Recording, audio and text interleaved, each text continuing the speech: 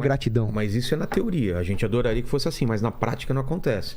Existem pessoas passando necessidade, passando fome. E aí, como que faz? Aí o Estado tem que intervir. Eu diria que não, porque se o governo intervém, ele diminui a caridade, né? Porque eu já vi muita gente falando, eu não vou dar esmola porque o governo, eu já pago meus impostos, o governo já faz isso. E ajudar os pobres não é função do governo, é nossa função. É função de cada pessoa que tem condição de ajudar. Mas as pessoas não são muito individualistas e não fariam isso? Algumas são, outras não. Mas não é função do Estado criar uma sociedade perfeita.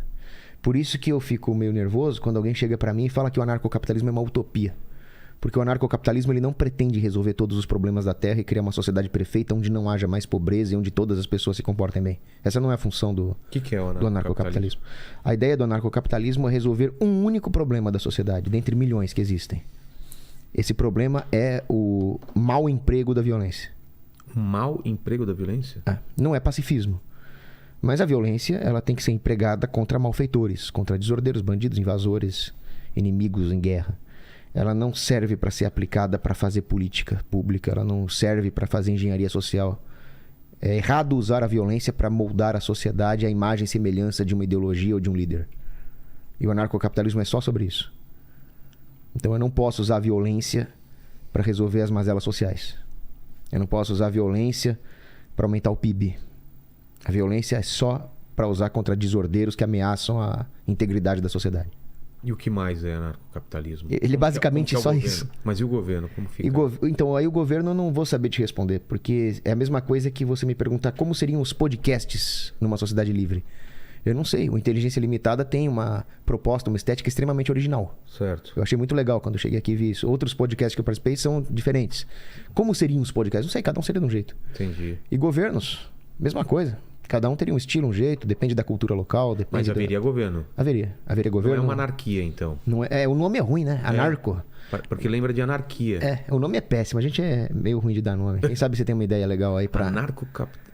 Mas então... Se você puder sugerir um termo melhor, porque eu vi que você tem uma criatividade pra isso, porque eu já pensei e não cheguei num bom termo pra isso. Você não chegou em outro nome que possa ser mais próximo da realidade? Então, tanto que eu escrevi um livro sobre anarcocapitalismo e eu expliquei que o nome é péssimo. E eu falei, mas no livro eu não vou sugerir um termo melhor, porque eu não sou bom nisso, eu só vou explicar o que é.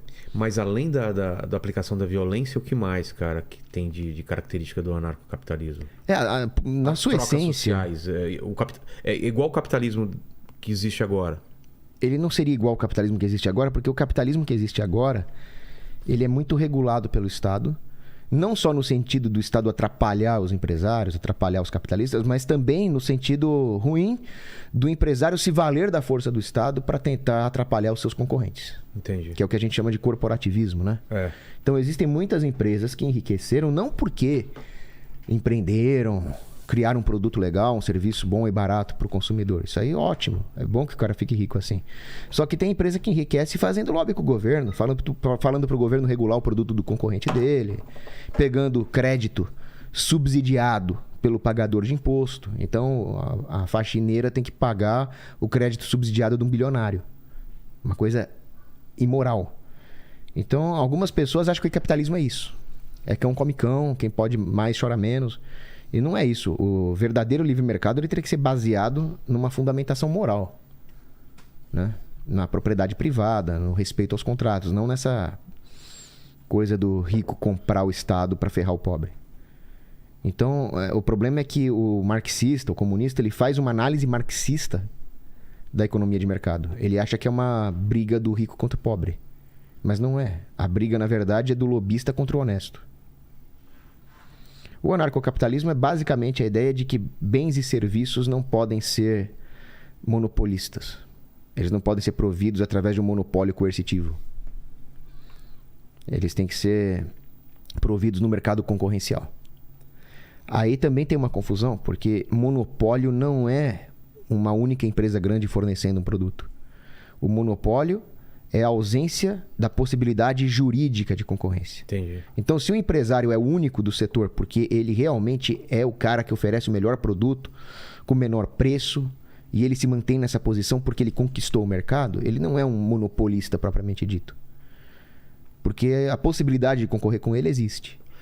Se não existe essa possibilidade de concorrer, é proibido concorrer com ele, aí nós temos um monopólio E é isso que o anarcocapitalismo combate, né? Você vai, por exemplo, numa favela e tenta abrir uma empresa de fornecimento de gás.